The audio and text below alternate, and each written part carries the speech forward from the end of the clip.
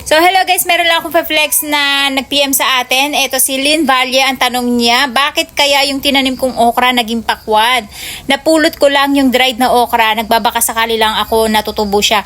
Tumubo naman, pero bakit parang naging pakwan ang puno niya? Hanggang ngayon ay palaisipan sa akin ang nangyari. Maraming salamat sa pagsagot. So ito guys, yung magiging sagot ko doon sa nangyari na yun, kasi nangyari din yun sa akin. Guys, yung sample ng pakwan natin na hindi ko siya tinanim, kusa siyang tumubo. At alam nyo ba, ng 1 year na yan na 1.5 year na yan na nandito yung buto na yan, kasi last year pa yun ng summer nang pumunta yung kapatid ko dito, and then kumakain kami ng pakwan, tapos yung si Akari nandito siya sa pool, nandito yun sa pool, na habang kumakain siya, dyan yung binabato yung buto. At ayan nga, tumubo siya, 1 month na yan guys, at hindi ko nga lang na flex sa inyo kasi nakalimutan kong i-upload yung video na yun, yung nag-i-sprout siya. Sabi ko natutuwa ako, dapat nga lilinisin ko na yan kasi namatay yung ating rosemary dito. So ang ginagawa ko dito guys, every year, possible yun na kumain yung anak ko ng pakwan, kaya hindi siya kagad nag-sprout nung that year, kasi every year guys, bago mag-spring, nagtatabon ako ng lupa dyan na may pataba na kasama. Ang ibig sabihin na pailalim yung buto. Hindi siya nakapag-sprout last year kahit na summer pa nun, kasi nga pagtabong ko ng lupa na may kasamang pataba ay lalalim yun. So ang buto guys, hindi masyadong makakapag-germinate kapag napailalim sila sa lupa. Ngayon, ang nangyari nitong taon na to ay dahil namatay nga tong ating rosemary. So nagbungkal ako ng lupa ulit. Nagbungkal ako kasi nga maglalagay tayo ng another pataba dahil since wala na tong ating rosemary. Dalawa yan actually. So kung makikita nyo, nandyan yung isa, andito yung wala na. Tapos binungkal ko ulit yung lupa. Possible that time na ipaibabaw ko yung buto ng pakwan. Kaya ngayon siya nag-germinate. At alam nyo ba tong pakwan na to guys? Ito yung Sweet Beauty. Tapos kanina ko lang umaga to nasilip na may bunga na pala siya. Ayan, oh. Nakakatuwa, oh, 'di ba? Paso lang yan, guys. Ayan, oh, may bunga na yung Sweet Beauty natin. Pero actually, dapat papatayin ko na yan. Kaya lang naawa ko kasi sabi ko, ang sipag-sipag pa nilang mamulaklak, ang sipag-sipag pa nilang magbunga.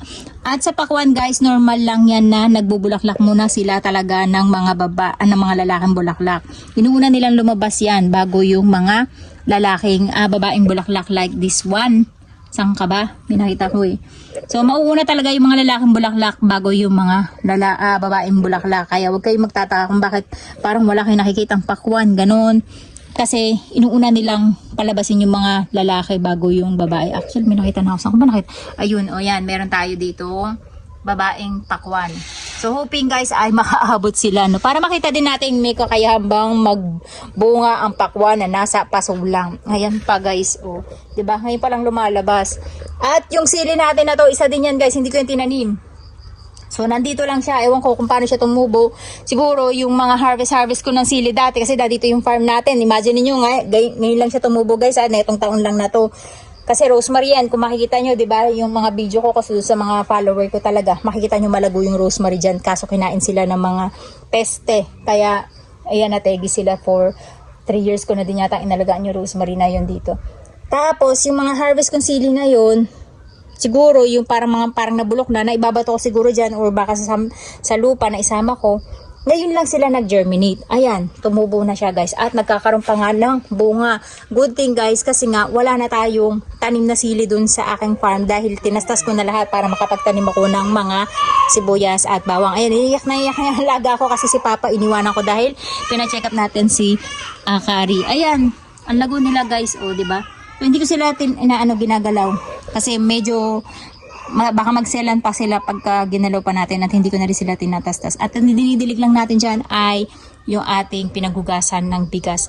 Yung nilagay kong pataba dyan, yung tae lang ng manok. Nung ano pa yun? Nung kailan ba yun? Bago itong mamatay itong rosemary natin, nung bago mag summer. So ayan guys, ganun yung possible na nangyari kay Lynn Valle. Malamang matagal na yung buto na yun na nandun, kaya lang napailalim siya. Ngayon, nung nagtanim siya ng okra, ay hinalugog niya yung lupa, di ba? Syempre.